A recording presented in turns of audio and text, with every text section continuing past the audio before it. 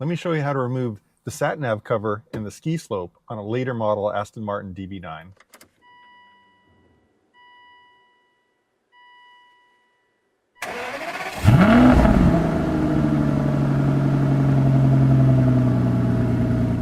In this episode of Aston1936.com, I'm back in the UK and I'm working with Daniel at Aston Installations. And today what we're going to be doing is removing the ski slope and the sat nav cover on the later model DB9s. These are the ones that have the metal substrate instead of plastic for the ski slope, as well as a different attachment system for the sat nav cover. So in my video, which will be linked up here, I can show you how to do it on the early cars, which are like the 04, 05, 06s. And somewhere around 07 or 08, they switched to this, the piano gloss black type ski slopes. So I've always wanted to show you how to take that one apart.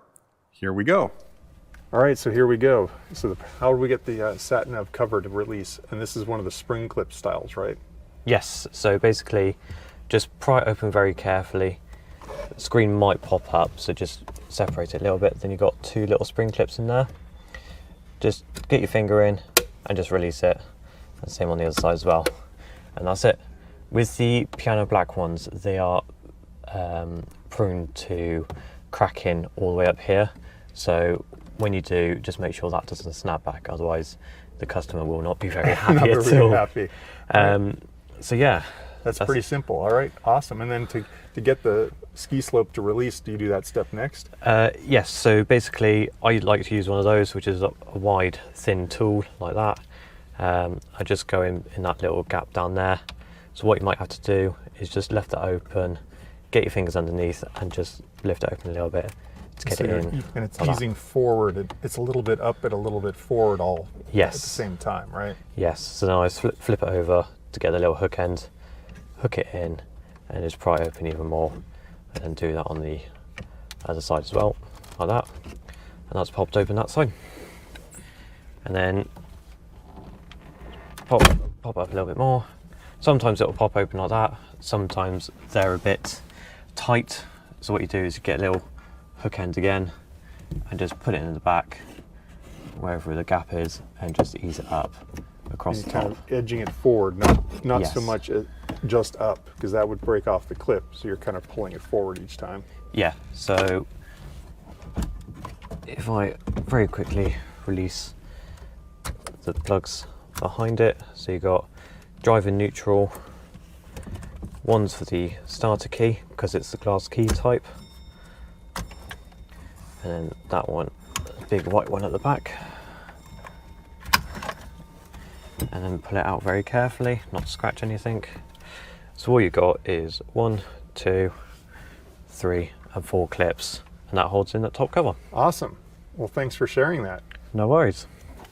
So Daniel just cut right back into reinstalling the ski slope, but obviously this would be the time where you'd either go and fit your glass buttons, upgrade your infotainment screen, whatever it is that you needed to get the ski slope and out of the way for.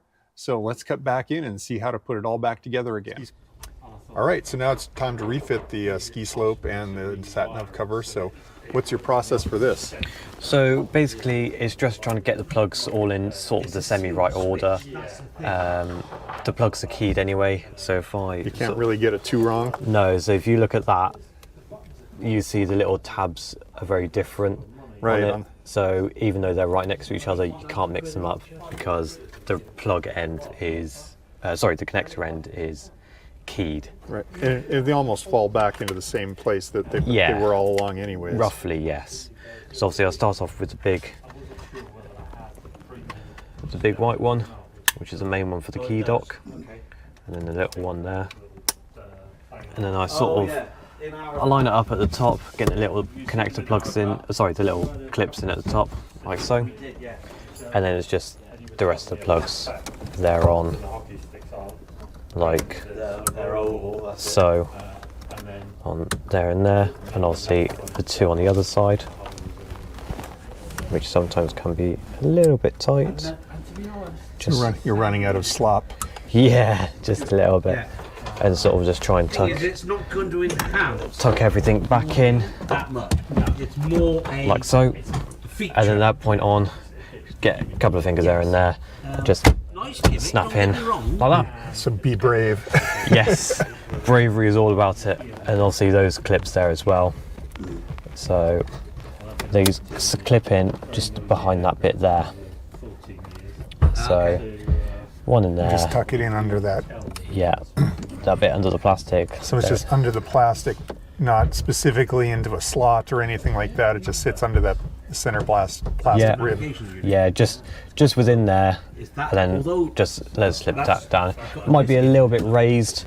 Don't worry. As soon as you cycle the ignition, it will resume where it's. It'll settle itself back out. Yes, and at that point, give it a quick wipe down to get rid of your fingerprints, and it's all done. Which are plentiful. Oh yes, especially the piano black because it mirrors everything. What do you wipe it down with, a microfiber? I use a bit of G-Technic stuff with a microfiber cloth, one of the yellow ones, and that comes up really well. All right, well that's awesome. Thanks for showing me how. No worries.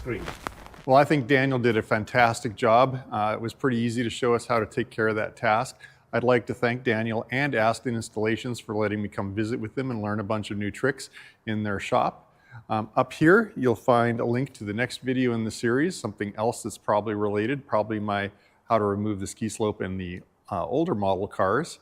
Down here, you'll find my link to the companion blog where I show all sorts of other things of how to take care of your Aston Martin.